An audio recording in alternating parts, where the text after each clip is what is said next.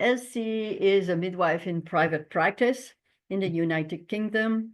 So along with Mimosa Midwives Group Practice, she facilitates and manages the delivery of culturally safe maternity care to help any woman choose services which are safe for them to use. She initiated midwifery conversations. It's a community of practice NGO which support clinicians, students, and interest others who work at birthing services to facilitate learning and updating clinical and regulatory practices. In 2017, she received an honorary fellowship of the University of, oh my God, Elsie, Wolverhampton, in recognition of a contribution to midwifery, women's rights in childbirth, and mental health services within the Black community. She is a working member of the International Civil Society Working Group of the United Nations Permanent Forum on People of African Descent, which was inaugurated in Geneva in December 2022. So Elsie, I look forward to hear your presentation. Welcome. Thank you, Celine.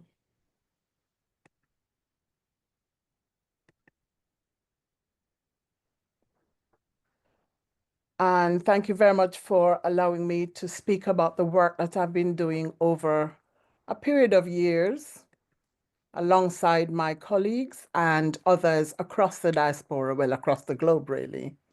So why Mothers and Midwives Across the Diaspora was set up is because there's no discrete global organization that's attending to the poor and intransigent outcomes which blight the very existence of Black mothers and midwives. And in the word of Dr. June Suma, who is or was the chair of the UN Permanent Forum on People of African Descent last year, she said, "Women of African descent have been the most oppressed and vulnerable group of women for 500 years because of the exploitation, because of the building of an identity that was not ours, and the building of a narrative that has kept us discriminated against. And so, in the event that we have another decade on people of African descent, I've already placed my report to the United Nations, the perspective that if we have another decade, that it must also focus on issues related to women of African descent. We cannot, for another 10 years, be at the bottom of every relevant statistic globally. And that actually includes maternity care, maternity outcomes. So what I'm going to talk about today is quite complex. There are a lot of slides, but there's a lot of links. So if people are interested to look further into this work, they're very welcome to do so, because everything that we've done is online at the United Nations website. So we're joining hands across the African continent, but also across the diaspora, so the rest of the globe, where Africans are situated, mothers, midwives, and all who work at birth.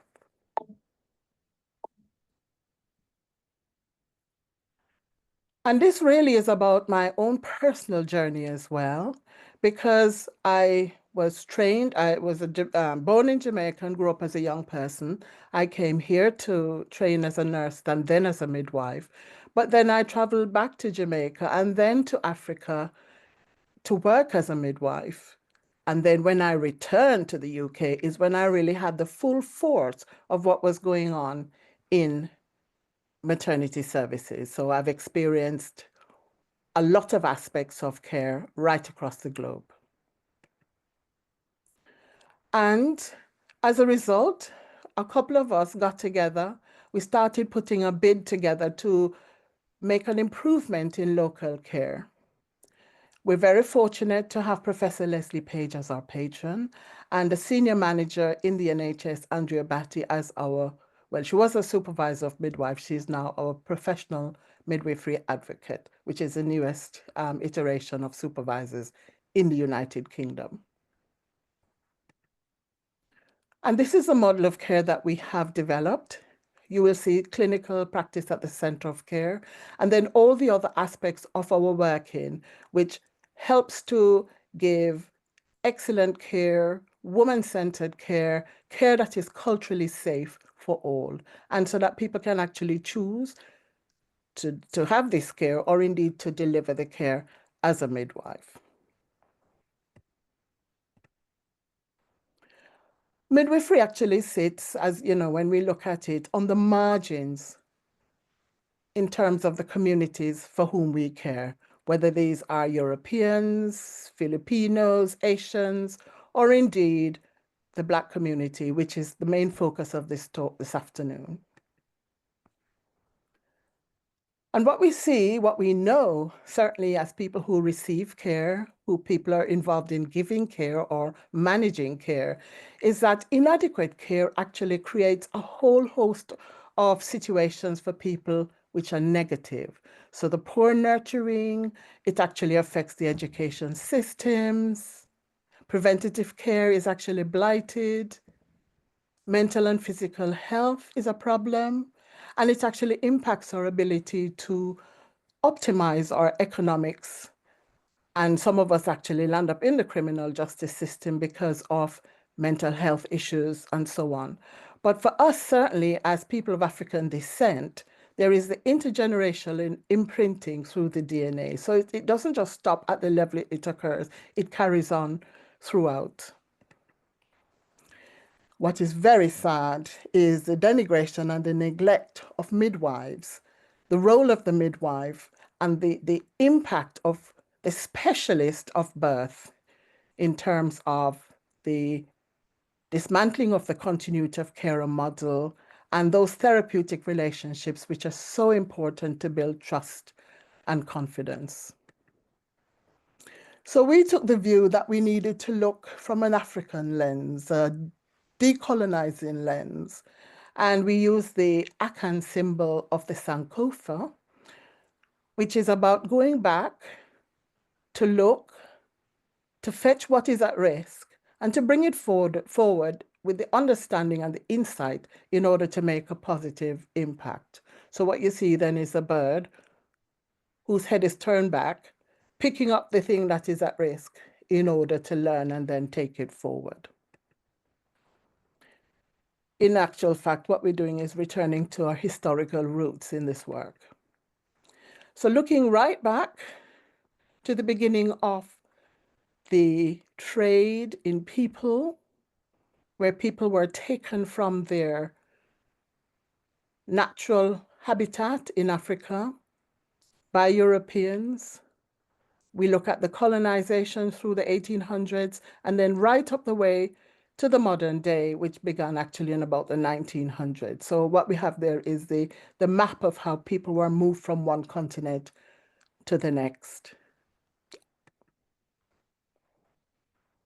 What we see as a result of that is that all the things that were important to us as a people coming out of the African continent is that our knowledge and skills that were developed over the generations, which were handed down through family lines. We use the whole plants or the part of plants from the huge diversity of plants on the continent, which weren't actually documented. These things were handed down from mother to daughter or aunt or grandmother. In fact, my great-grandmother was a herbalist, and very sadly, I have little of her knowledge of plants, to be honest, which is very sad. But we lost the ability to utilize the skills, the knowledge, skills, and insights that we have through these very different ways of working. And what we noticed in our looking at the evidence that we could find was that there was continuity of care, certainly through the village herbalist. It would be the same person who knew the person that they were treating over time, developing these relationships that were therapeutic. So the introduction of the policy and practice of the West negated the informed consent that we were able to develop. We had to adopt the hierarchical systems, the systems of immunization and vaccination, the data collection, and then the harnessing and patenting of natural resources. We saw the involvement of the church, of missionaries, of people who consider themselves the savior of Black people. But also what we noticed was some internalization of these poor behaviors, which we would call racism. Then we have the wars, the economic and environmental poverty, which impacted us. And of course, we did not have any authority in terms of what happened to us at the time. So we were dependent on the authoritative voice, which was largely male and white. Looking at some of the other work, a lot of this would come out of the United States of America. They've done quite a lot of work around these experiments, what happened to people who were of African descent in terms of the testing of drugs, vaccines, surgical instruments which were developed on the backs or certainly on the parts of Black people without analgesia, and the taking of people's tissues, like human tissue, without consent. And all of this was really about developing products for sale and for enriching those who were developing these things. So in amongst all of that, we lost the ability to articulate for ourselves. Our traditional medicines were ridiculed and banned. And in fact, there are groups now in this country who are very much looking at those issues around the medicines and the practices that were ours, the cultural mode of disease, the illness, and the treatments. So this integration of Western medicine then continues to negate our needs and values, and that actually impacts a lot of our healthcare systems, including maternity care. And we've just come through the pandemic worldwide, the epidemics. There's a lot of stillbirth, the perinatal mortality rates, and actually the maternal mortality rate, which seems to be rising right across the world. But also there's some disparity in terms of the widening of mortality rates. Morbidity is another factor that is an issue because some of the morbidity cannot be measured, can never be measured because it is so slight, but it actually affects the optimization of a person's life. We encountered the fact that race, although it is a social construct, it's made up, it actually is embedded in the systems that we've had to endure. Systems of hierarchy where we sit right at the bottom. And if you look at the Arnstein's ladder, which was developed by a researcher, what we find is that very few times we are having control. So right at the top, there's citizen control at the Arnstein's ladder. But generally speaking, in these hierarchical systems, very few people actually are able to maintain any control of how they are managed. Again, we have the authoritative voice, and we live in a world where there are a lot of wars and economic and environmental problems. So using the UK as an example, because we were not able to look at everybody, every part of the world, but certainly looking at the UK in terms of how policy and practice came together, it was very difficult to say that although we had the extant policies that were well developed, so for example, there's change in childbirth in 1993, and the echoing of that policy in 2016, and we've had several iterations of continuity of care models. All of those have gone by the wayside, and the system remains very hierarchical and causing problems for women who are complaining. At the moment, what we find is that the authoritative voice does not seem to have the insight and the understanding right across the board, but most particularly for women of African descent, the more vulnerable and the most vulnerable women who are birthing. Looking then at the terms to do with rates. Oops. When we look at data collection, we realize that sometimes it seems as though the rates are not correct.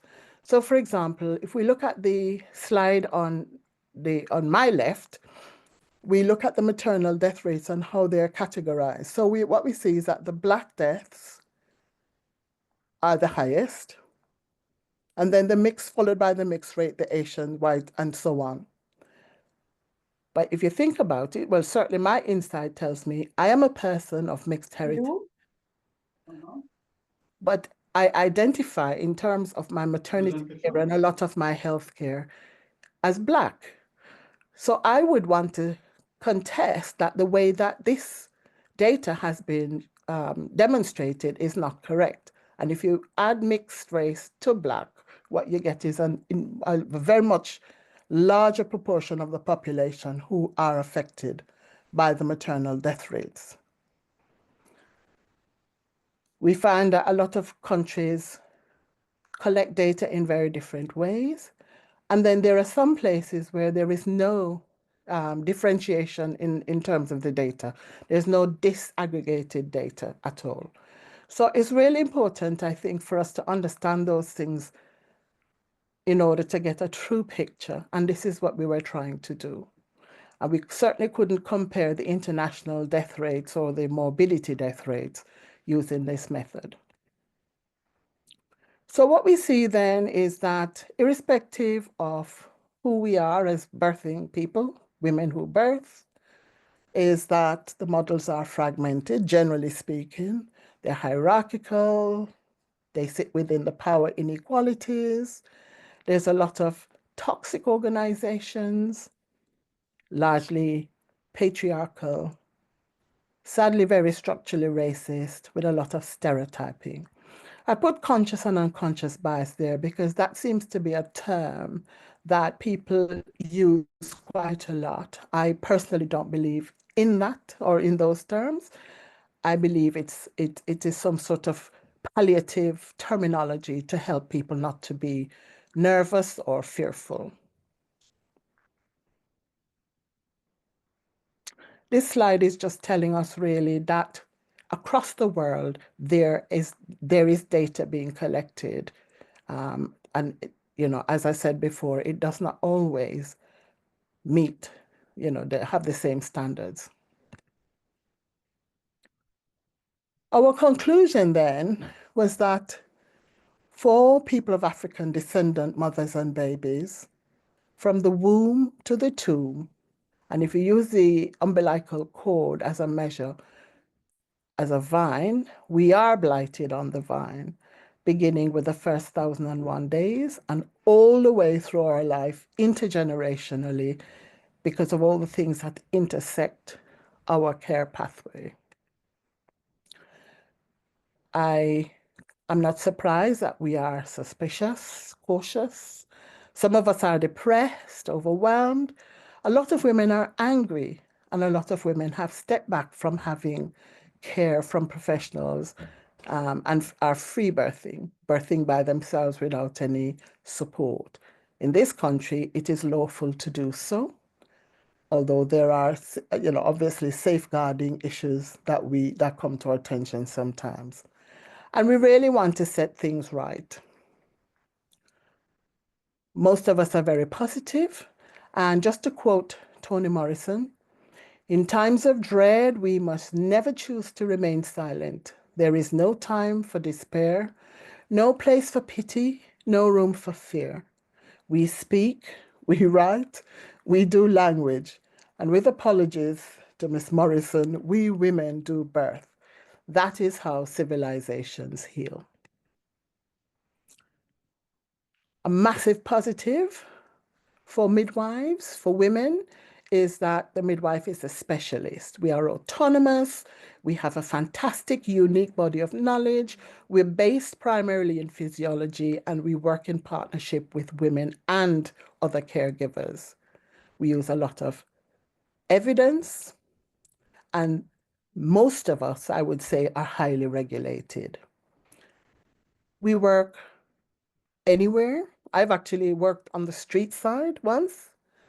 We are able to look after women through the entire continuum of the childbearing year.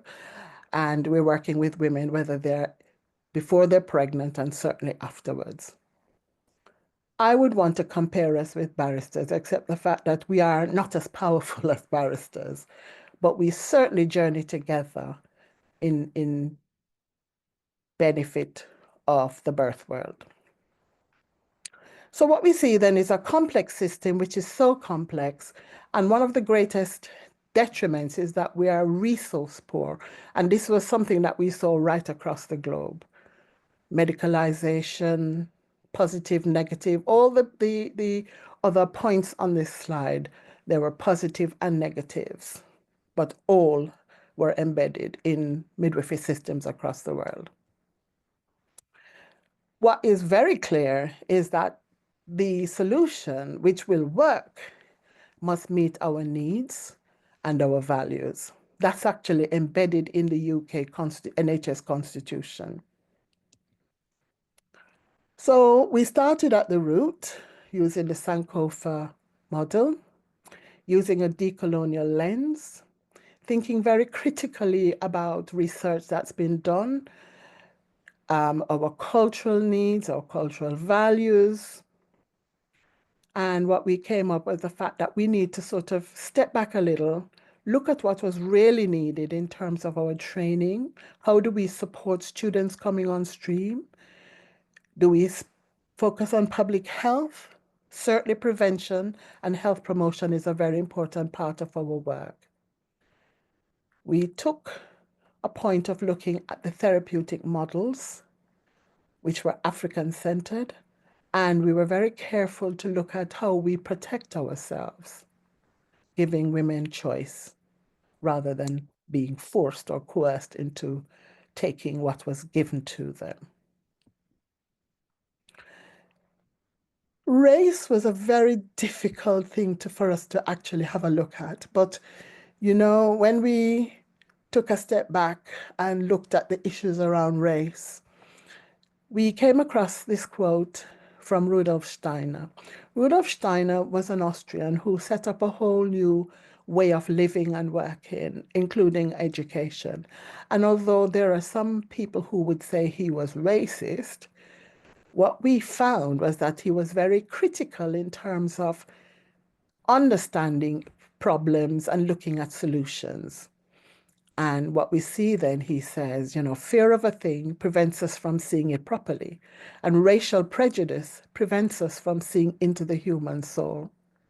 So we took that a little bit further to see how could we ameliorate some of the fear that people would have, would prevent them from helping to move things forward. So there's a lot of surface solutions being posed, but we were looking at something a little bit deeper. How do we help ourselves, but also the people that we're working with, the students and so on, to put their, you know, to think about these things sometimes in private, because a lot of these things are very painful. And what we came across was the fact of cognitive dissonance, which would actually prevent some people from being able to ameliorate the change that needed to happen if we're going to look after people safely. So there's a quote there from Frantz Fanon, which actually explains cognitive dissonance and why it is that people would have a problem changing their beliefs. Now, one of the things I did whilst I was traveling and working overseas, I registered as a midwife in New Zealand. I didn't actually work there, but what that gave me was the insight into cultural safety, how it is that the Maori people were beginning to think about their solutions to a situation where they were receiving care from the New Zealand health system, but their outcomes were worse than everybody else. And one of the most readable theses I've encountered is by a Maori midwife, Irrespective Ramsden. In 2002, she came up with this concept of cultural safety, which actually is now embedded into New Zealand nursing education. And we've been exploring that as an alternative term to racism. So we talk about giving culturally safe care rather than anti-racist care, which in actual fact is the same. But it is a really sound concept in as much as it looks at the power, who sits at the center. It explains the embedding of disparities, how they occur, where they've come from, and what we can do about them. It also says basically that we need to examine ourselves, whoever it is, whoever we are, we have to examine ourselves and to realize that we are very different in terms of how we think about things, how we've been educated and brought up to other people that we're giving care to.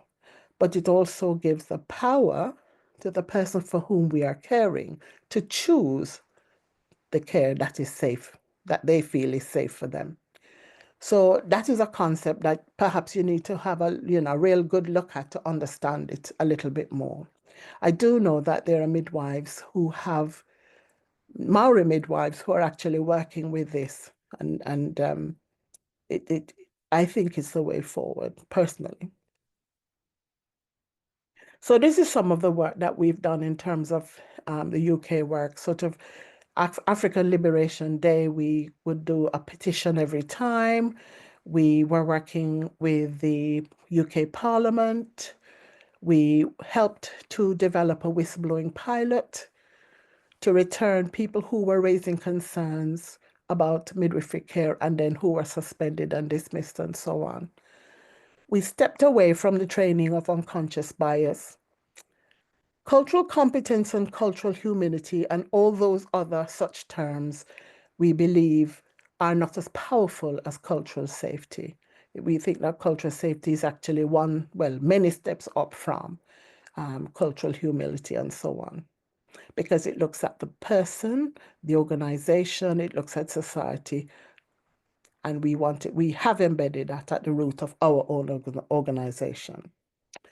So that said, I was invited by the Global African Congress to go with them in 2016 to give evidence to the Committee on the Elimination of Race Discrimination in Geneva at the UN.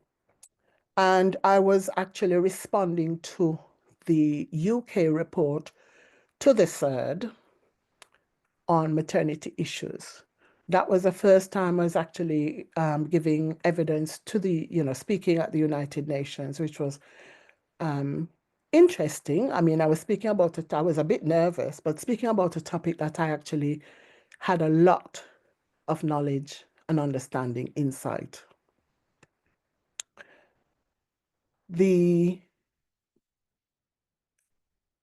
group actually then asked me to help them to write some papers. So my only focus is around birth, maternity care, midwives, and all the papers that I've helped to write or have written by myself as a result of giving evidence is based on maternity care.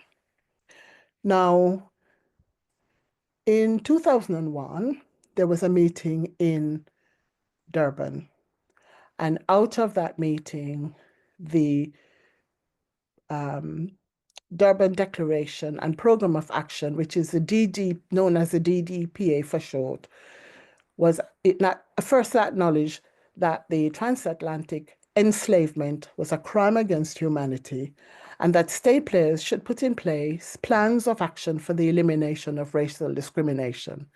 And one of those things that has happened is the development of the Permanent Forum on People of African Descent. So I've put the link to the Permanent Forum there for you to have a look at. Time doesn't permit me to go into what happened at each of those meetings, but there's a little picture of me standing in front of the logo on the day.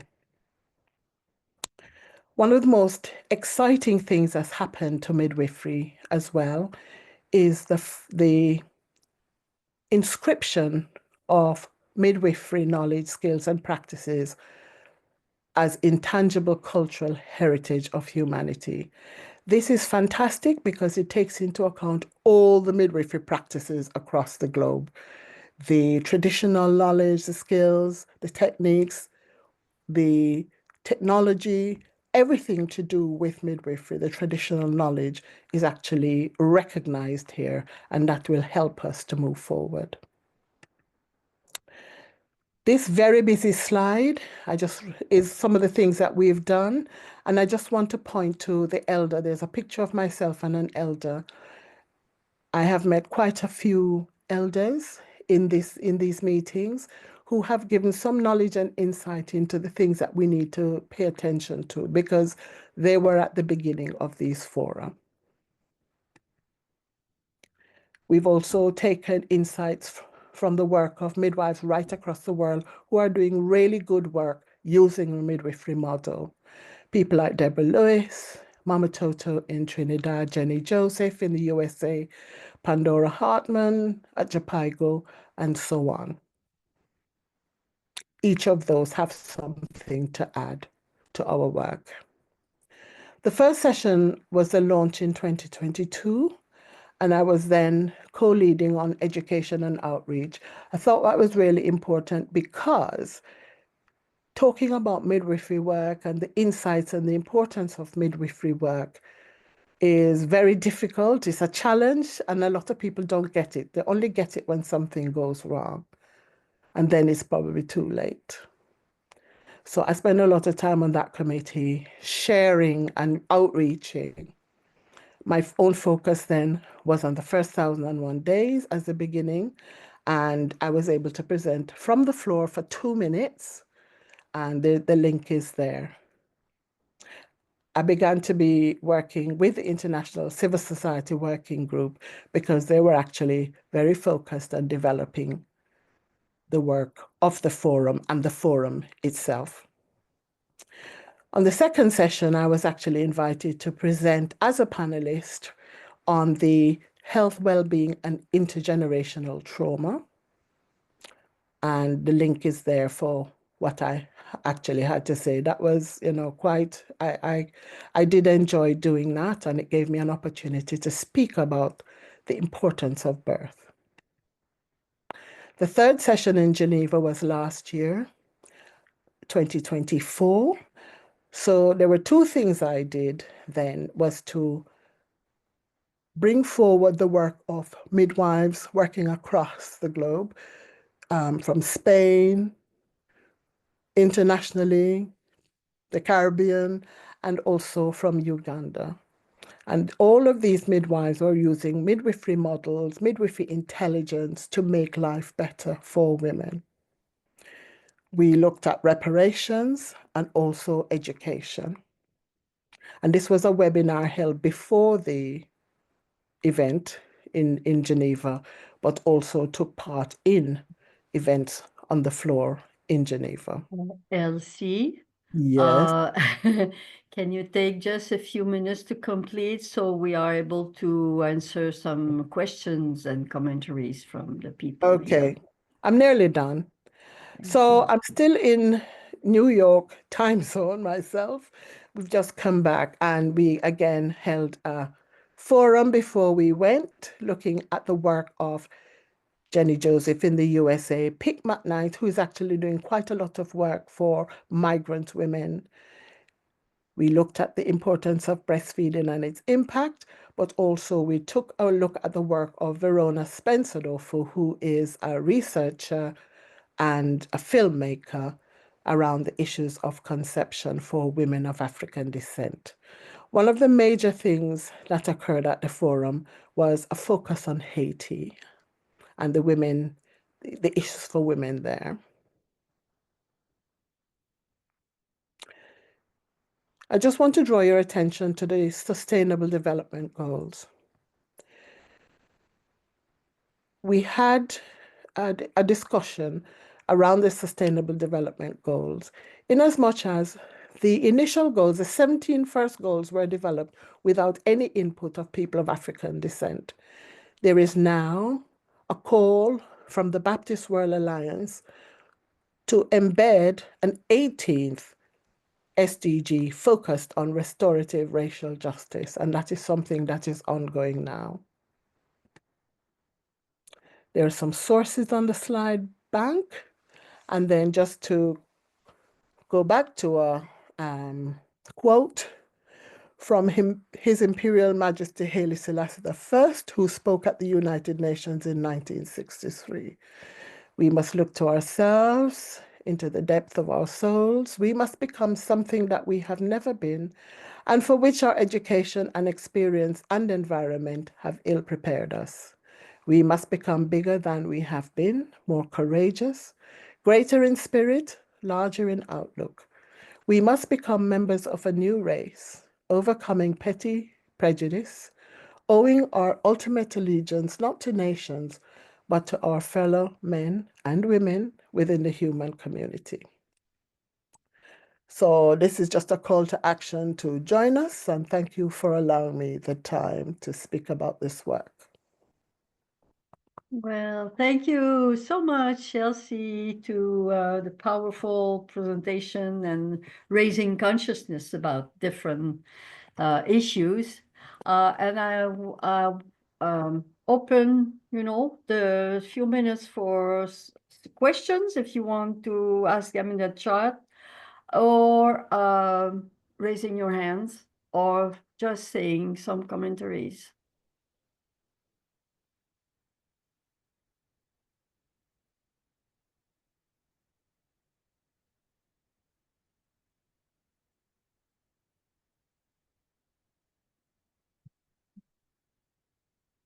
Yeah, I like your invitation to be together and raise, be proud and speak out and with women. And I wonder, Elsie, how can midwives in many, many places, they are colonized by biomedicine knowledge and beliefs about women's bodies and all that, and how can they are, it's a paradox because they are marginalized, and they marginalize women, especially Black women too. So it's not an easy place. I think it's difficult. I mean, it's difficult for the public. It's also very difficult for midwives. The paymasters are the people who run the show. And it is only through we had a community of practice called Midwifery Conversations. It was only when midwives would get together to look very carefully. I mean, we come to this work, well, they come to this vocation, with a will to help people. And then what we see is that some things are going wrong, and how can we change? But there are midwives out there who are doing some of the most fantastic work to make a difference. So, for example, I look at somebody who is in Uganda now. She left midwifery practice because it was very difficult. And she went to Uganda and found there was a need and set up a midwifery practice. And when I heard, she said something like, we had 2,000 births and no deaths. I was like, God. But it is only when we come together we become stronger, we get insight, and we realize that actually we are not fulfilling what our profession demands of us. So I think communities of practice, alongside everything else that's going on, will help us. And then there's a question in the chat. Is it possible to retrieve the centuries and centuries of knowledge lost through colonization? And I dare say it is a challenge, but we are finding that there are people out there who are doing this work. You know, they're looking back. So people like Verona Spencer Dofo, she's British based, but very African centered. And she's managing to retrieve some of that through her own investigations, her visits, her film working, and so on. And she's sharing that knowledge. So I think it is possible, but we have to also feel it. I mean, midwifery is heart and soul. It's an art, it's a science, and we have to rely on those things. You know, we cannot be in this male-driven commercialization. That doesn't work for humankind. And Leslie Page talks about humanizing birth. This is what we have to move back to, really.